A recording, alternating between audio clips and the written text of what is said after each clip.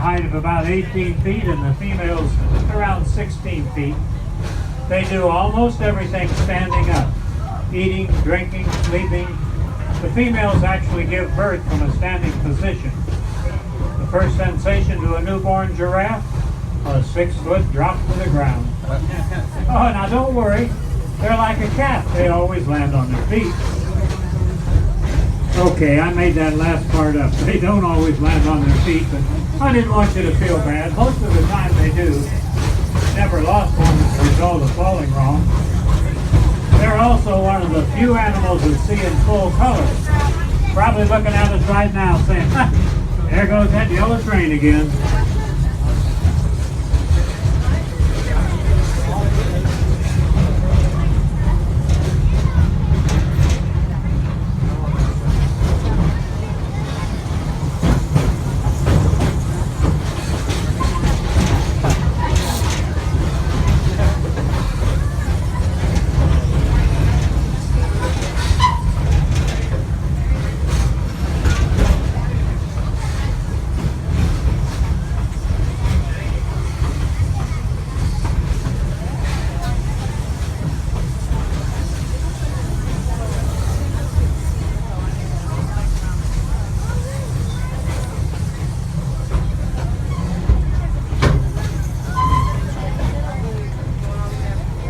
Way over on the left you will see some animals, but folks, we're going to curve to the left very sharply in just a moment.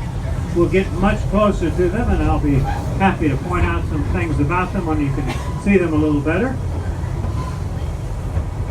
We really have no control over where the animals are located out here. They do roam entirely of their own free will. They go wherever they feel safe and secure. Some days they're out in the center, under the trees, very hard to see them. Other days they'll be right up alongside the train, and quite frequently they'll be on the track in front of the train. That's when we have one of those sudden stops I was warning you about.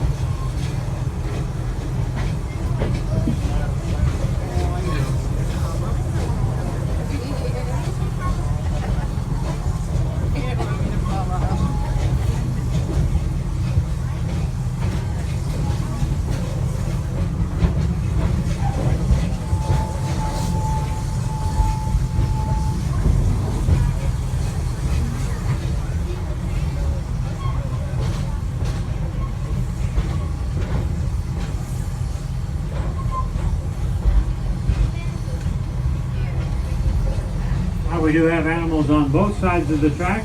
First ones I believe you'll see would be the gray, shaggy looking animals. No, beg your pardon, look to your right. There's some little tan animals over there. Those are Grant gazelles. And right next to them is one of our Grant zebras. Also on the right side, you'll see the white bearded gnu, also called the wildebeest. You may remember them from The Lion King. They had a big part in that movie. Way over on the right side, the dark brown animals with the long horns are sable antelope. Back once again to the left side, there's some of our white rhinos.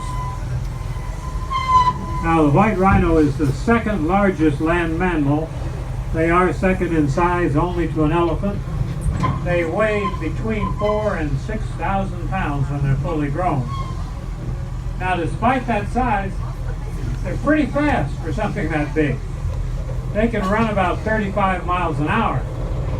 So if one's ever chasing you, it'd be a good idea to run 36 miles an hour. If you don't think you can run that fast, if you look over your shoulder and see one of those about 5 feet behind, you might make 50 miles an hour. On the left, there's our baby rhino. See the little gal there? That's Iota.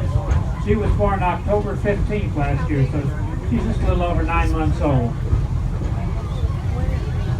Up on the right side, by the fence, the beautiful tan animals with the white stripes are greater kudu antelope, considered the most handsome of all the antelopes.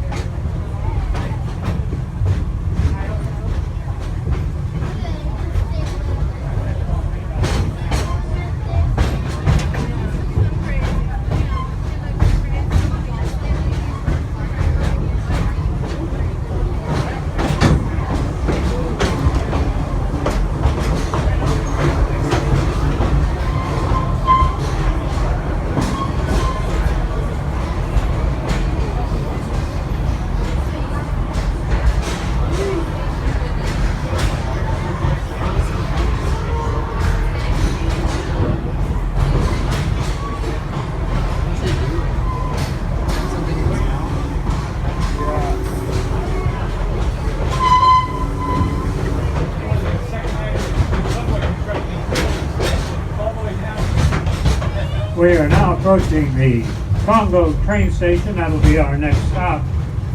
Congo's the home of the Banga Banga bumper cars, the Congo River Rapids, and in just a moment as we pull into the station, if you'll look to your right, you'll see Kumba, the big roller coaster, also here in Congo.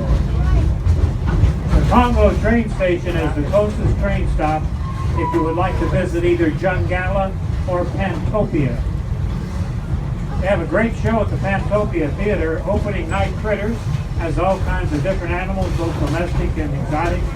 Check the back of your map for your showtime. All the shows in the park, of course, are included with your park admission.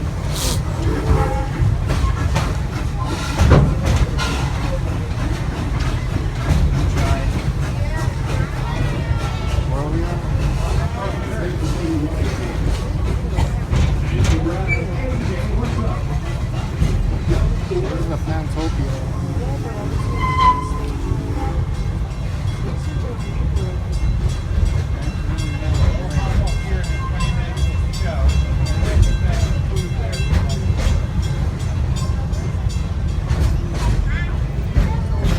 Please remain seated until the train comes to a full stop at the station, folks.